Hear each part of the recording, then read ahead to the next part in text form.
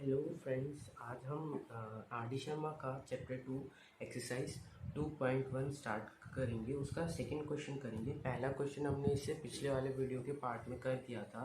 अगर आपको उसे देखना है तो मैं लिंक उसका डिस्क्रिप्शन में शेयर कर दूंगा, आप उसे भी देख लीजिएगा, वरना आपको यहाँ से बिल्कुल कुछ भी समझ में नहीं आएगा। तो विदाउट टाइम वेस्टिंग हम शुरू करते हैं। तो हमने पहला पार्ट तो कर दिया था, अब फर्स्ट का सेकंड पार्ट करना है। सेकंड पार्ट हमें क्वेश्चन दे रखा है कि 4s² माइनस के 4s प्लस 1।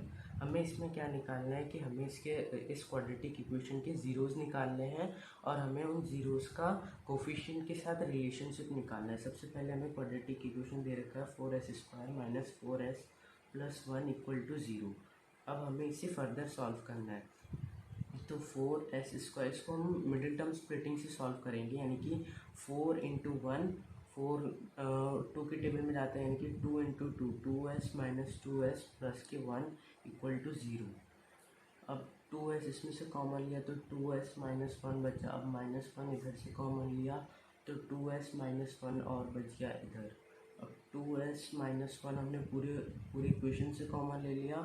अब 2s माइनस 1 इसमें भी बचा, तो अब s इज इक्वल्स टू 1/2 आया और इधर भी s इज इक्वल्स टू 1/2 आया। अब हमें वेरिफिकेशन करना है कि इनके कोफिशिएंट के साथ ये वेरीफाई करते हैं या नहीं, कि मतलब हमने जो इधर ज़ीरोज़ निकाले हैं वो सही आए हैं या गलत आए हैं।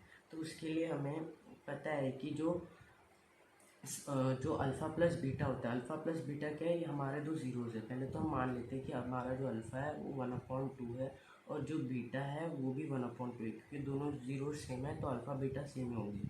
तो जो हमारी पहली कंडीशन जो सेटिस्फाई करनी चाहिए वो है alpha plus beta is equal to minus की b/a। अब ये सेटिस्फाई करने के लिए हमें अल्फ़ा की वैल्यू रखनी है, फिर इधर बीटा की वैल्यू रखनी है। अब हमें देखना है कि वो जो ये माइनस का ब्रैकेट इसमें उसमें ये फार्मूला के अंदर, ये कंडीशन के अंदर ये, और b की वैल्यु इधर से हम दिख रही है कि ये 4 है, तो माइनस b की वैल्यू इधर -4 है और अपॉन a की वैल्यू है 4। तो 1/2 प्लस 1/2, यानी कि इसका पता करने का सबसे आसान तरीका क्या है कि मैं तो एक सर्कल को एज्यूम कर लेता हूँ और सोचता हूँ कि जो 1/2 है वो ये वाला हिस्सा है और बाकी का 1/2 ये वाला हिस्सा है। अब ये 1/2 और ये 1/2, अब हमें पता है कि जब हाफ और हाफ मिलते हैं तो एक पूरा सर्कल बन जाता है, यानी कि 1। तो 1/2 plus 1/2 is equals to 1 is equal to, ये माइनस से minus, minus into minus plus बन जाता है और 4/4 हो जाता है 1, यानी कि पहली कंडीशन तो हमारी सेटिस्फाई कर गई। अब दूसरी कंडीशन भी सेटिस्फाई करनी चाहिए, जो है alpha into beta is equal to c/a। पिछली बार क्या था, अल्फ़ा प्लस बीटा जो आ रहा था माइनस के b/a आ रहा था। अब अल्फ़ा इंटू बीटा जब हम करेंगे वो c/a आना चाहिए। अल्फ़ा इंटू बीटा यानी कि अल्फ़ा है 1/2 और बीटा भी 1/2 है। c है हमारा 1, c यहाँ से c है हमारा 1 और a है हमारा 4, तो 1/4 ये हो जाएगा 1/4 इज इक्वल टू 1/4, यानी कि हेंस वेरीफाइड। अगर हम इसे ध्यान से करेंगे तो ये उतना भी हार्ड नहीं हो, उतना क्या बिल्कुल हार्ड नहीं है। मैं तो कहूँगा कि ये पूरे बुक का जो इस बार का 10th का सिलेबस है उसका सबसे इजी चैप्टर यही है। अगर हमें ये नहीं आया तो हमें आगे के कोई चैप्टर समझ में नहीं आएंगे, क्योंकि बहुत आसान है। इसमें कुछ भी नहीं करना है, बस ये क्वाड्रेटिक इक्वेशन दे रखा है, इसका हमें रूट्स निकालने हैं। ये हमने 9th में भी एल्जेब्रिक वाले चैप्टर में, 9th चैप्टर में हमने पढ़ा था क्लास 9th में, उसमें भी हमें मिडिल टर्म स्प्लिटिंग सिखाया गया था। हमने उसका यूज़ किया और दो रूट्स निकाले। अब उन रूट्स को अब हमने क्या किया कि उनके कोफिशिएंट के साथ जो उनका रिलेशनशिप था वो वेरीफाई करना था, वो भी हमने कर दिया। अब हम चलते हैं, ये फर्स्ट पार्ट हमने कर लिया था इसे पिछले वाले वीडियो में, अब ये सेकेंड पार्ट हो गया। अब हम लोग चलते हैं थर्ड पार्ट पे। अब जो हमारा थर्ड पार्ट है उसमें ये लिखा हुआ है, जो हमारा थर्ड पार्ट है उसमें क्वेश्चन दे रखा है कि h p is equal to t² minus के 15। ये हमारा क्वाड्रेटिक इक्वेशन है। अब हम इसको सॉल्व करते हैं। अब इसको सॉल्व करने का तरीका भी आसान है। कुछ लोग तो इसको डर के पहले ही डर जाते हैं, मैं आपको बताता हूँ। यही सेम क्वाड्रेटिक इक्वेशन हमारे क्लास के टेस्ट में आया था। अब मेरे फ्रेंड को ये वाला सेट मिला था, मेरे को दूसरा वाला मिला था। मेरे फ्रेंड ने ये देख के कि इसमें जो bx वाला टर्म था वो इसमें है ही नहीं, तो उसने ये देख के इसको छोड़ दिया। अब उसके मार्क्स कट गए। अब मुझे तो पता था ये क्या करना है, इसमें ज़्यादा नहीं करना है कि टी स्क्वायर 15 को उस तरफ ट्रांसपोज कर देंगे तो पॉजिटिव 15 हो जाएगा, हमें पता है, क्योंकि इस तरफ जीरो और ये माइनस को उधर जाके प्लस। अब टी स्क्वायर है उधर जाके अंडर रूट में बदल जाएगा, टी स्क्वायर उधर जाके अंडर रूट में बदल जाएगा, यानी कि अंडर रूट 15। और हमें पता है कि जब भी अंडर रूट लगता है तो दो वैल्यूज आती है, एक पॉजिटिव और एक नेगेटिव।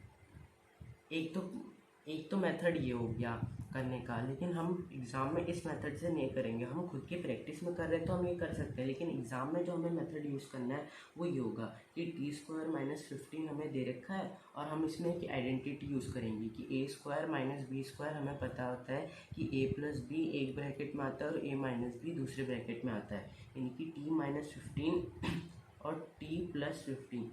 अब देखिए कि ये जो होता है ना, इसमें हम लोग कंफ्यूज हो जाते हैं कि पहले वाले ब्रैकेट में प्लस लगा है या पहले वाले ब्रैकेट में माइनस लगा है। ऐसा ज़रूरी नहीं है, हम पे डिपेंड करता है, हम किसी में भी प्लस लगा सकते हैं, किसी में माइनस लगा सकते हैं, लेकिन हमें ध्यान ये रखना है कि एक में अगर माइनस लगा है तो दूसरे में प्लस लगाएंगे। अब इससे टी की हमारी एक वैल्यू आ गई। वैसे इधर मिस्टेक हो गई, ये होगा अंडर रूट 15, क्योंकि ये ऐसे होगा ना, टी का स्क्वायर माइनस के अंडर रूट 15 का स्क्वायर। अब जब हम इसको फर्दर सॉल्व करेंगे तो ये जाके ऐसे हो जाएगा। अब टी माइनस 15 तो ये हो जाएगा टी अंडर रूट 15 पॉजिटिव का, और एक हो जाएगा T is equal to minus के अंडर रूट 15। अब हमें एक चीज़ ये ध्यान लगानी है एग्ज़ाम में करते वक्त कि हम अंडर रूट के अंदर ना माइनस लगा दें, वो गलत हो जाएगा, ये बिल्कुल गलत है। लेकिन हम ये कर सकते हैं अंडर रूट के बाहर। अगर हम अंडर रूट के अंदर माइनस लगाते हैं तो वो जो नंबर है वो रियल नहीं होते, वो अनरियल नंबर्स आ जाते हैं, तो उस कंडीशन में हमें जाना ही नहीं है, हमें माइनस बाहर लगाना है। अब हमें फिर से वेरीफाई करना है, वेरिफिकेशन।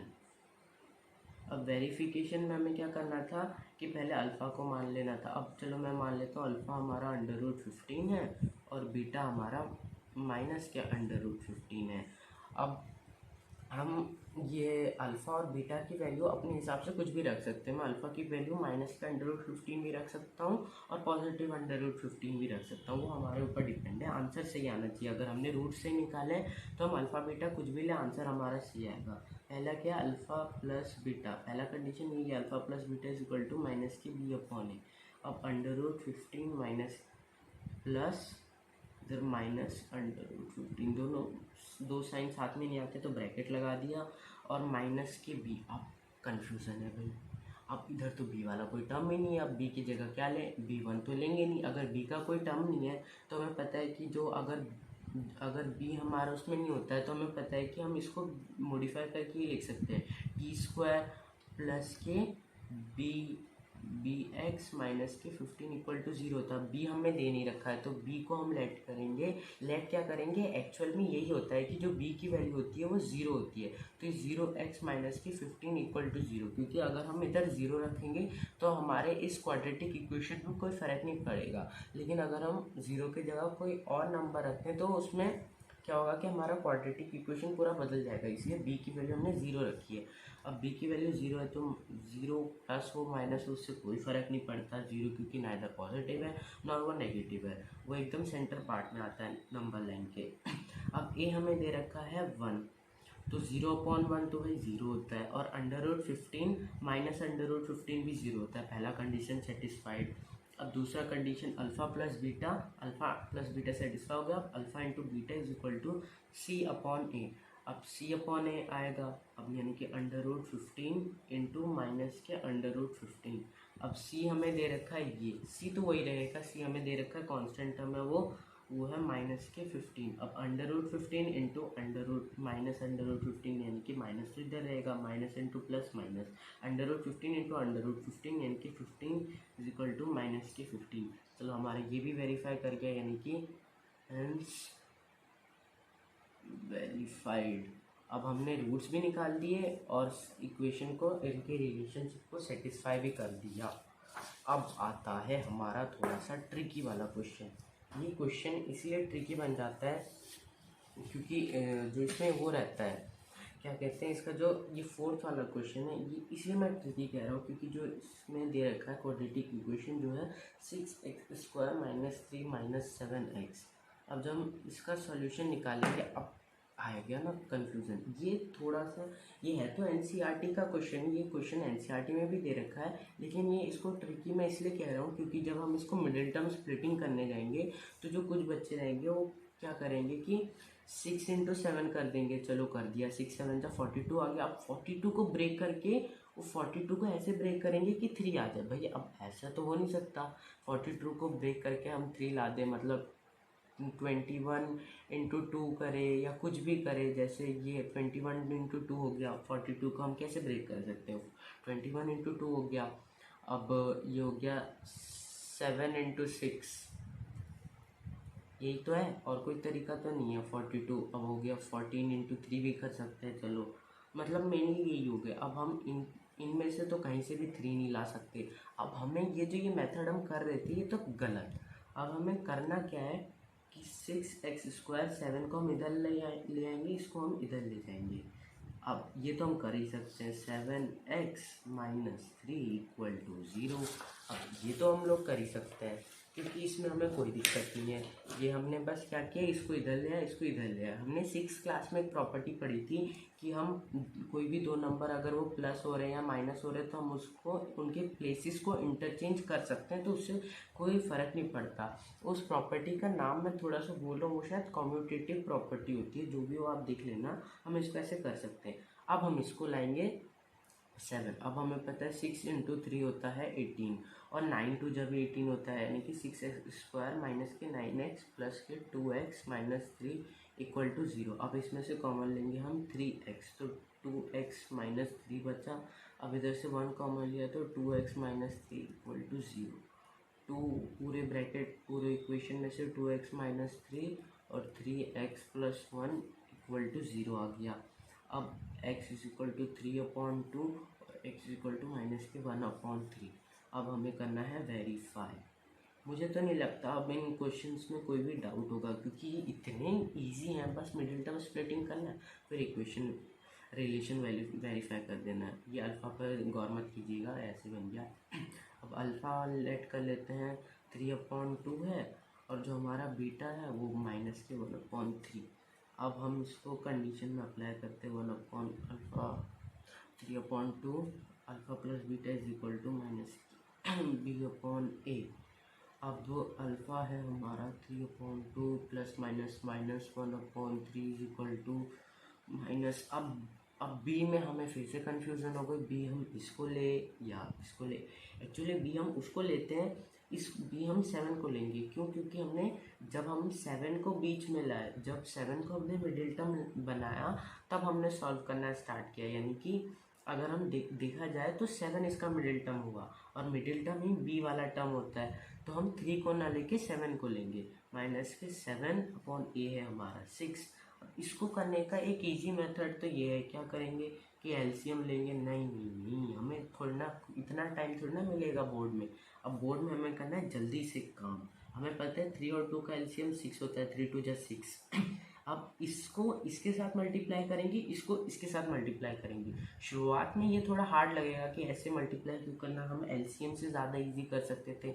एलसीएम में भी वही करेंगे, लेकिन उसमें पेन चलाने से ज़्यादा अच्छा है। इसमें हम थोड़ा सा प्रैक्टिस करेंगे तो ये और जल्दी हो जाएगा। जैसे 3 × 3 = 9, इसको इसके साथ, इसको इसके साथ, 3 × 3 = 9 और 2 × 1 = 2। 9 - 2 हो गया 7, 9 - 2 हो गया 7 = 7/6। ये हो गया। ये फॉर्मूला का माइनस था जो हमने नहीं लगाया था, अभी देखा तब पूरा गड़बड़ आ जाता। अब अल्फ़ा × बीटा = c/a। अब अल्फ़ा है हमारा 3/2 × -1/3 ये आएगा -3/6। अब इस 3 से ये वाला 3 कैंसिल, -1/2, 3 × 1 = 3 × 2 = -1/2। ये भी हो गया हमारा वेरीफाइड। अब इसमें तो मेरे को नहीं लगता कोई डाउट है। अगर आपको फिर भी कोई डाउट है तो आप मुझे कमेंट सेक्शन में बता सकते हैं, मैं आपको डाउट सॉल्व करने का पूरा ट्राई करूँगा। अब जो हमारा नेक्स्ट क्वेश्चन आता है, ये इस क्वेश्चन का लास्ट पार्ट है। अब इसके बाद मैं दूसरे वीडियो में ट्राई करूँगा कि इसके बाद जो सेकेंड क्वेश्चन है वो सॉल्व करें। तो पहले हम ये वाला करते हैं। एक्चुअली ये लास्ट पार्ट नहीं है, सेकेंड लास्ट पार्ट है। 2x² प्लस के 7/2x प्लस 3/4। अब इसमें भी हमें कन्फ्यूज़न है भाई, अब क्या करें कि इसमें तो 2 है, इधर 4 है। तो मैं आपको, हम ऐसे भी कर सकते हैं, उसमें कोई दिक्कत नहीं है, लेकिन मैं आपको कहूँगा कि इस क्वाड्रेटिक इक्वेशन को आप एक बार मल्टीप्लाई कर लें 4 के साथ, क्योंकि 2 और 4 का एलसीएम 4 है, तो हम 4 के साथ मल्टीप्लाई कर देंगे। और जो हमें पता है कि 2x² प्लस 7/2x प्लस 3/4 इसकी इक्वल टू 0 है, तो हम दोनों तरफ मल्टीप्लाई करेंगे तो कोई दिक्कत नहीं होगी, क्योंकि हमें पता है कि हमने ये भी पढ़ा है कि अगर हम दोनों साइड की वैल्यू बढ़ा देते हैं तो उसमें कोई दिक्कत नहीं होता है, दोनों तरफ की वैल्यू कम कर देते हैं उससे भी हमारा कोई दिक्कत नहीं होता है। तो 4 से मल्टीप्लाई किया तो 4 2 8x² प्लस 2 से 4 कैंसिल हो गया, 2 टाइम्स गया तो 2 7 14x प्लस के 3 = 0।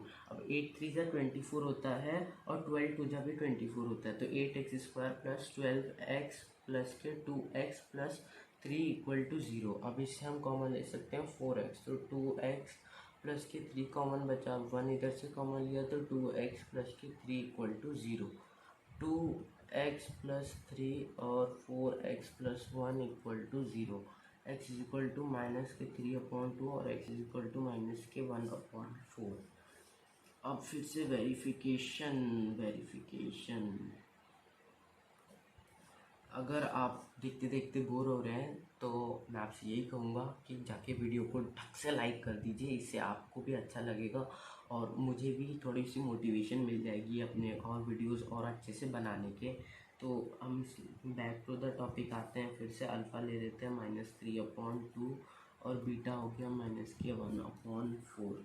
अब वेरीफाई करते हैं, alpha plus beta is equal to -b/a -3/2 -1/4 -14।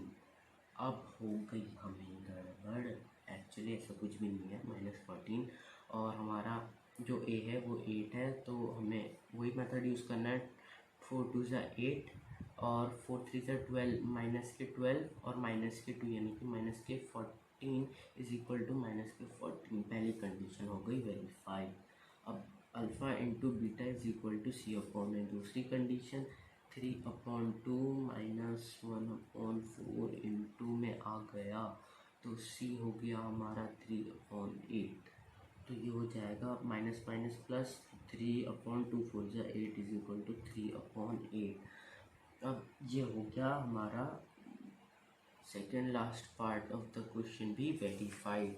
अब हम करते हैं इसका लास्ट वाला क्वेश्चन। इसका लास्ट वाला पार्ट भी थोड़ा सा ट्रिकी है, अगर आप एक बार समझ जाए ना इन क्वेश्चंस को करना तो उसमें ज़्यादा कुछ हार्ड है नहीं इन क्वेश्चंस में, बस हमें थोड़ा सा समझना पड़ेगा कि हम क्या कर सकते हैं पहले स्टेप में। जैसे एक क्वेश्चन हमने देखा था जिसमें आया था कि हमें जो c वाला टर्म था और bx वाला टर्म था हमें उसे इंटरचेंज करना था। अब एक ये वाला क्वेश्चन आ गया जिसमें हमें मतलब जो डिनोमिनेटर्स है वो दे रखे हैं कि जिससे हमें और टाइम लगे, लेकिन हम क्या करेंगे, हम करेंगे चालाकी, हम थोड़ा सा इसको मल्टीप्लाई करके थोड़ा सा इक्वेशन को मॉडिफाई कर देंगे। देखिए इसमें भी वही दे रखा, अब इसमें 3 और 3 का एलसीएम हो गया 3, तो हम दोनों तरफ को 3 से मल्टीप्लाई कर देंगे, multiply by 3 on both sides. अब 7 3 21 y² माइनस 11y -2 = 0 और 21 2 जो होता है 42, सबको पता है, 21 y² लिख देते हैं पहले ही। और हमें पता है कि जो 42 होता है वो 14 की टेबल में 3 टाइम्स में जाता है, तो माइनस के 14y प्लस के 3y माइनस की 2 = 0। अच्छा, अब कुछ लोग सोच रहे होंगे कि मैं ऐसे ही क्यों कर रहा हूँ। अब देखिए जो हम मिडिल टर्म स्प्लिटिंग होता है ना उसमें इन दोनों को पहले मल्टीप्लाई करना पड़ता है, जो आया उसको हमें कुछ इस तरीके से मल्टीप्लाई करना पड़ता है कि मल्टीप्लाई करने के बाद वो नंबर आ जाए और ऐड या सब्ट्रैक्ट करने से हमारा ये मिडिल टर्म बन जाए। अब 14 3 42 होता है और -14 + 3 -11 होता है, यानी कि हम बिल्कुल सही कर रहे हैं। अब इसमें से हम 7y अगर कॉमन लेंगे तो 3y - के 2 बचेगा और प्लस के 1, फिर 3y माइनस के 2। अब शायद कुछ लोग ये भी सोच रहे होंगे कि मैंने इधर 1 ही कॉमन क्यों लिया, इधर कुछ और क्यों कॉमन नहीं लिया। इधर से कुछ और कॉमन नहीं ले सकते, क्योंकि इधर कुछ 3 और 2 में हम क्या ही कॉमन ले सकते हैं। अगर हम 3 कॉमन ले लिया तो फिर इधर अपॉन में 3 लगाना पड़ेगा, तो वो गड़बड़ हो जाएगा। तो उतना माथा पिच्ची ना करके हम डायरेक्ट 1 कॉमन लेते हैं। तो इससे क्या होता है कि हमारा ये वाला ब्रैकेट और ये वाला ब्रैकेट भी सेम आ जाता है, और जो हमें नेसेसरी है ये करना ही पड़ेगा। अब 3y माइनस 2 और 7y प्लस 1 आ गया। y इज इक्वल्स टू 2/3 और y is equal to minus के 1/7। आई होप मेरी हैंडराइटिंग समझ में आ रही होगी। अब इसको वेरीफाई करते हैं। वेरिफिकेशन में क्या, alpha plus beta is equal to minus के b/a। अरे हमने तो लेट ही नहीं किया। चलो अल्फ़ा हम लेट कर लेते हैं 2/3 और बीटा हम लेट कर लेते हैं माइनस के 1/7। ये हमें दिखाना पड़ता है कि हमने इसको ये लेट किया है, वरना फिर हमारे एक आध मार्क्स कटने के चांसेस रह सकते हैं। हम चांसेस देना ही क्यों है जब हमें पता है कि हमें ये करना है। तो 2/3 minus 1/7 is equal to minus 11/21। अब 7 फिर से वही 7 3 ज़ा 21 होता है, 7 2 ज़ा 14, 14 में से 3 गया 11। अब आ गया माइनस माइनस प्लस 11/21। अब पहला कंडीशन वेरीफाइड। अब अल्फ़ा इंटू बीटा भी दूसरा condition, alpha into beta is equal to c/a। 2/3 into minus के 1/7 is equals to c/a। c/a हमारा हो गया माइनस के 2/21। तो माइनस माइनस प्लस माइनस 2 1 ज़ा 2/7 3 ज़ा 21 इज इक्वल टू 2/21। चलो अब ये भी हमारा जो फर्स्ट क्वेश्चन का लास्ट पार्ट था वो भी वेरीफाई हो चुका है। इसी के साथ हमने एक्सरसाइज 2.1 के पहले क्वेश्चन के 6 के 6 पार्ट्स कर लिए, जिसमें से पहले 4 जो थे वो एनसीईआरटी में भी थे। मतलब अगर आपको एनसीईआरटी का 2.1 का सॉल्यूशन चाहिए तो आप ये पहले के 4 क्वेश्चन देख सकते हो। जो पहले के 4 क्वेश्चन थे वो हमने एनसीईआरटी के किए थे, जो आर डी शर्मा में भी दे रखे थे, और आर डी शर्मा के बाकी जो क्वेश्चन थे वो खाली आर डी शर्मा में ही थे। और ये एनसीईआरटी एग्जाम्पलर के भी क्वेश्चन है। ये जो मैंने क्वेश्चन अभी आपको करवाया ये अभी रिपीटेड क्वेश्चन, ये सीबीएसई 2019 में आ चुका है। यानी कि इस क्वेश्चन को एक बार ध्यान लगा के हम देख लेंगे। जो एनसीईआरटी एग्जाम्पलर है और जो प्रीवियस ईयर क्वेश्चंस हैं उनको हमें अच्छे से प्रैक्टिस करना है इस बार बोर्ड्स के लिए। और तो फिर बस यही था आज का वीडियो। इस वीडियो के लिए बस यही था। Thanks for watching. और अगर आपको इसके वीडियो के पहले पार्ट देखने तो मैं वो डिस्क्रिप्शन में लिंक शेयर कर दूंगा, आप वहाँ से देख लीजिएगा, उसको देख लीजिएगा, ताकि आपको ये रिलेशन निकालना और जो मिडिल टर्म स्प्लिटिंग है उसमें मैंने अच्छे से समझाया, आप वो देख लीजिएगा। Thank you. और वीडियो को लाइक ज़रूर